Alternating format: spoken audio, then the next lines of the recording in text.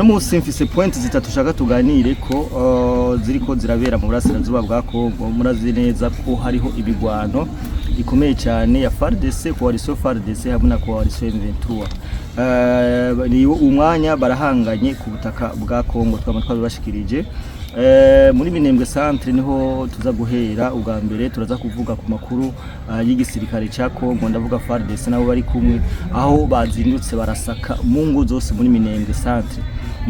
Nubwira yuko abantu badukurikirana ko Minembwe centre FARDC yamaze kwinjira nabo bari kumwe. Uyu munsi rero bazindutse bagira ugusaka. Point ya kabiri turaza kuganira abasirikare ba RDF cyangwa M23 abashika amajana 200 bo babishwe ahari ku munsi wejo, aho ingabo za FARDC zashobora gukora igitero sidamusiga kirimo n'amadrone. Twarababwiye mu majoro watwigwaneho yasize ubuzima. Narabemereye neza ko abantu badukurikirana nabemeye kunza kubabwira igitigiri c'abantu bahasize ubuzima mw'ibi bitero by'amadrone. Point ya gatatu tuza kuganira opposition ya Kagame irikivuga iki, opposition y'u Rwanda ndavuga RNC. RNC igizwe na Kayumba Nyamwasa iragizwe na Bene Rutabana. Turaza kuvuga wa gatatu ni Jean Claude Tuyishime. Aba nibo bantu bari bakomeye cyane muri RNC. RNC yari shaka canke wari umuhari uje kugwanya canke uje gukuraho ubutegetsi bw'u Rwanda. Turaza kuvuga kubera iki bacitse intege, byagenze gute. Turamubwiye cyane mwe gumese mudukurikirana bari mu Burundi, hanze Burundi, ni mwaramutse namwiriwe, biravana umwe wese naho aherere. So my name is John Mabu, turakora abone cyangwa subscribe no bikure kugira ngo ibintu bibandanye bigenda gute, bigenda neza cyane rwose. No munsi nizere ko mumeze neza cyane, batumeze neza ruko abamusenga kumbure ejo bizogenda gute, bizogenda neza cyane. Uno munsi mfise point zitatu shaka tuganire ko ziriko zirabera mu burasirazuba bwa Kongo. Murazi neza ko hariho ibigwano ikomeye cyane ya FARDC coalition FARDC hamwe na coalition M23. Ni umwanya barahanganye ku butaka bwa Kongo twabashikirije. Muri Minembwe centre niho tuza guhera ubwa mbere turaza kuvuga ku makuru y'igisirikare ca Kongo, ndavuga FARDC nabo bari kumwe aho bazindutse barasaka mu ngo zose muri Minembwe centre. Nubwira yuko abantu badukurikirana ko Minembwe centre FARDC yamaze kwinjira nabo bari kumwe. Uyu munsi rero bazindutse bagira ugusaka. Point ya kabiri turaza kuganira abasirikare ba RDF cyangwa M23 abashika amajana 200 bo babishwe ahari ku munsi wejo, aho ingabo za FARDC zashobora gukora igitero sidamusiga kirimo n'amadrone. Twarababwiye mu majoro watwigwaneho yasize ubuzima. Narabemereye neza ko abantu badukurikirana nabemeye kunza kubabwira igitigiri c'abantu bahasize ubuzima mw'ibi bitero by'amadrone. Point ya gatatu tuza kuganira opposition ya Kagame irikivuga iki, opposition y'u Rwanda ndavuga RNC. RNC igizwe na Kayumba Nyamwasa iragizwe na Bene Rutabana. Turaza kuvuga wa gatatu ni Jean Claude Tuyishime. Aba nibo bantu bari bakomeye cyane muri RNC. RNC yari shaka canke wari umuhari uje kugwanya canke uje gukuraho ubutegetsi bw'u Rwanda. Turaza kuvuga kubera iki bacitse intege, byagenze gute. Imbere byose rero ndakutse utaragira abone cyangwa subscribe n'ubikore kugira ngo ibintu bibandanye bigenda gute, bigenda neza cyane. So reka twinjire mu kiganiro nyezi. Mwese murabizi ko Minembwe centre ibice 99 reka ndabivuga konya byo biri mu minwe ya FARDC hamwe nabo bari kumwe. Ndiko ndavuga ku bitero byabaye ryari by'amadrone.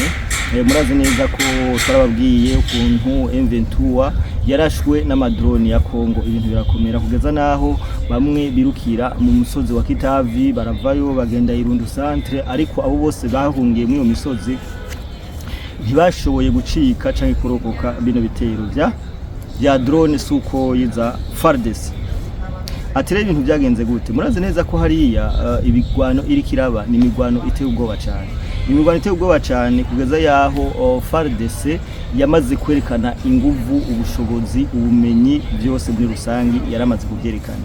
Uyu mwanya n'abanyamurenge ubwabo barashinga intahe, maze kumva abanyamurenge benshi baguma bavuga ati kubera iki ibintu tutobiheba, twarabeshwe, twigwaneho yaheze, baratubeshe, aba basirikari bugwa ba Kongo bafise ubushobozi buteye ubwoba, bafise ubasha bwo kurasa umuntu mwijoro, bafise umva no kuvuga ko iki gisigara cha FARDC abantu bose turi mbese n'abanyamurenge batwigwaneho canka aba M23 barabishingira iki, barabishingira intahe. Unamusi rero hazindutse haraba umukwabo, kubera ko murazi neza bamwe bahungiye mu misozi, abandi bari nyegeza, abandi baba pasteri, baba basivile, bitwara bivuze barakura impunzu bakagenda bakiruka kubera ko gutinya urusoro canke ibitero bya FARDC. Aha rero bazindutse no munsi barakubita umusako, aho bashaka kumenya umweme 23 wese cyangwa mu RDF wese aho yinyegeje kugira ngo bamutoze intoki. Aha rero bariko baragenda bafatwa benshi, usaka twari babwiye nti urugamba rwaraheze ariko baguma bidadira, urugamba rwararangiye baguma bidadira. Uko rero niko bigizene biriko biragenda hari bariko barasaka, bariko barakubita umukwabo. Amakuru dufise jewe natohoje ndabwira n'amantene yangere hariya yavuze ko hariho bamwe bamaze gufatwa kandi atari bakenya cyane, aho usanga umuntu yinyegeje mu bitanda, ugasanga umuntu yinyegeje mu ntebe, ugasanga umuntu yinyegeje mu matwi, umva ahantu hose ho gucikira. Uyu mwanya M23 RDF bariko baragira nti bariko barabikora. Iki ni kimenyetso cerekana ko iyi M23 na coalition yabo muri rusangi bamaze kugira nti bamaze gucika intege. Hari nandi makuru avuga ko hariho abariko barahungira mu gihugu ca Uganda, barahungira mu gihugu ca Uganda, abandi bakamanika amaboko kubera ko bamaze kubona neza ko runo rugamba babeshwe kandi bagize nte barutsinzwe. Arababwiye nti inkotanyi twamaze kuzica mu mitwe, kandi ibyo tuvuga byose hari ababikurikirana, hariho ababirabira hafi bazi ukuri uko ibintu biriko biragenda. Uko rero niko byifashe hariya muri Minembwe centre novuga ko yamaze kubatombe 100% kubera ko iyo ntushobora kumbwira mu misozi babirukanye bakabasanga muri centre, bakabasanga hehe, ibi byamaze kugira byamaze kurangira. Hari amajambo y'aba M23 canke izi ndongozi za M23, nabonye witwa Fred Rugabo wewe yavuze nti nukuri kw'Imana ibintu byarangiye. Fred Rugabo n'umuntu akomeye muri twigwaneho, wewe yaramaze kuvuga ati kabisa abana bacu niba bakureyo, abana bacu bariko barashirira hehe mwibi bitero. Naravuze kuva kenshi ati nta mpamvu nimwe umujene wa twigwaneho canke umujene wa M23 canke umujene w'umunyarwanda yukura zino ntambara, kuko zino ntambara zimaking sense ni kwa kuntu gupfira inyungu z'abantu bari kurushi. Nivyo biko biraba ngaha. Akamo dutera kenshi bamaze kukumva, bamaze gucika inkokora, bamaze musanga bariko baragira nti bariko barasa n'ababiheba. Iyi rero ni intsinzi kuri FARDC, iyi ni intsinzi kuri Lezibu, iyi ni intsinzi kuri Wazalendo, iyi intsinzi kuri FDNB. Iyindi ntahe y'abanyamurenge ndavuga bari mu twigwaneho barashinga intahe neza bavuga ko umurundi atakabikiwe, ko ata muntu numwe ariko arahohoterwa ahantu hose hafashwa hano hantu. Mu misi yari twarababwira nti bano bantu ibintu bakora ni iki. Ibintu bakora iyo batsinzwe bagira repri mu banyagihugu, bakinyegeza mu banyagihugu. Uku niko babikora izi za Masisi, niko babikora izi za Goma, niko babikora izi za Bukavu, hose kabisa hose nuko bagenda baragira nte barabikora. No kuvuga urugamba rushushe barukira mu banyagihugu. Abantu kenshi bakona kudugira ngo none kubera iki ngo FARDC idakora ibitero ahantu M23 yafashe, ni kubera iki? Impamvu ni murazi ko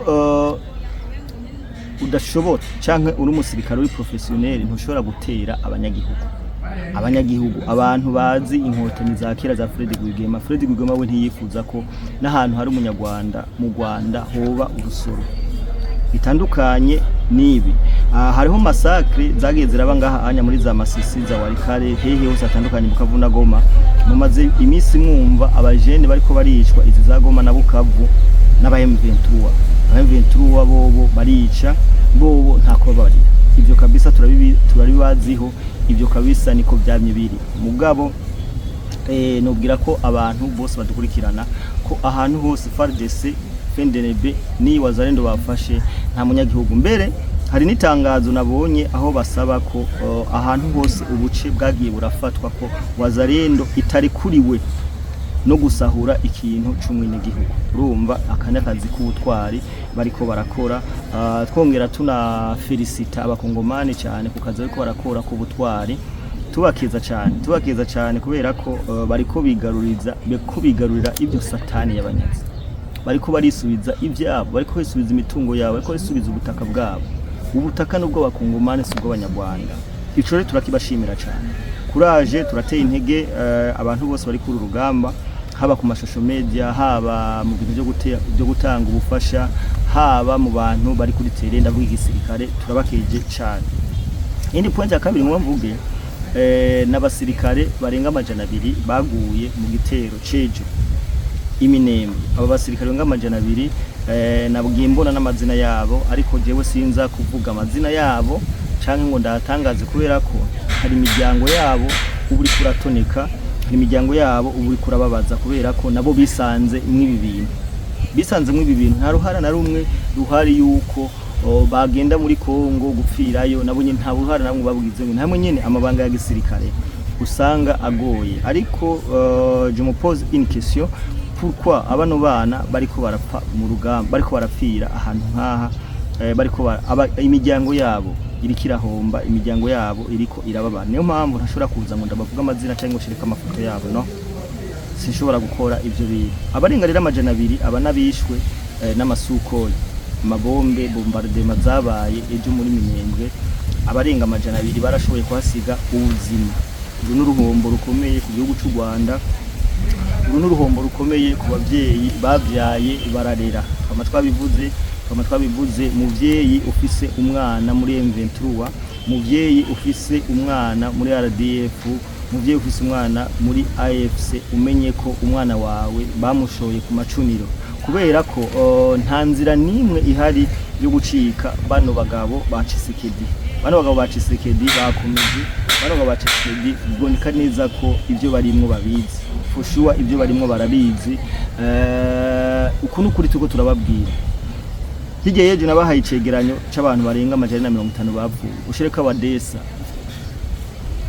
u Rwanda rujahe abavyeyi b'u Rwanda bavyaye bagaheka bigenda gute muri ko mujahe abavyeyi harageze namwe ko abana banyu bagizwe imbohwe naka kagwe ka FPR mubagaruza mukavuga ati no ntibibaho bino bintu trop iyo ubutegetsi ari bubi urabwikura iyo ubutegetsi ari bubi urabwikura mukareka guhishirira ibinyoma ubundi iyo uhishiriye ikinyoma uburi ko werekana ko ico kinyoma ugishigikiye iyo utari inyuma y'ikinyoma urahaguruka ukabivuga urahaguruka ukagira ico uterereye nawe kugira ngo bino bintu bihagarare zino ntambara hageze yaho zihagarara kubera ko ziriko zirahekura imiryango kote iyi bose bariko barapfira mw'ibi bintu mugabo ibiharuro byerekana ko u Rwanda kabisa rwamaze kuhabonera ahantu hanini mu minsi yari twarababwiye amakuru yirimbi mu Rwanda ryuzuye bahambamwe abasirikare haruzuye kabisa sinzi ubu rero babahamba mu mashamba ya Kongo babahamba hehe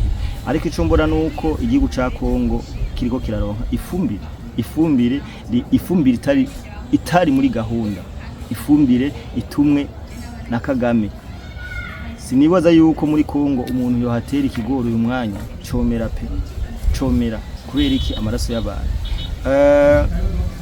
ubugome canke ubugambanyi bwa Kagame burutu bwa Israel narabivuze ndabisubiyemo burutu bwa Israel ariko nk'umuntu akunda igihugu ciwe ndavuga President Paul Kagame arakwiye guhagarika bino bintu ibara ritaragwa kubera ko nubwo arungika ramforo ntacifasha nubwo agirani ntacifasha kubera ko biboneka neza ko kino gisirikare ca FARDC nabo bari kumwe bamaze kumwitegurira ubu nta hantu na hamwe ho gucikira agifise point ya gatatu rero turaza kuvugana iri shaka canke uyu muhari wari warashinzwe na opposition y'u Rwanda kugira ngo ugwanye President Paul Kagame ibyawo bimeze gute ibyawo bimeze gute byifashe gute kubera iki iri shaka ritarose ingufu kandi abantu benshi ari ryo bari bagize ntibari barindiriye igishika kubera ko bano banyarwanda bahunze abari Uganda, Europe n'ahandi rino shaka biboneka ko bari barishigikiye. Ngoma ngaruke inyuma gatonya haraheze imyaka 7 rino shaka ribayeho. Rino shaka ryari yeyobowe na Kayumba Nyamwasa.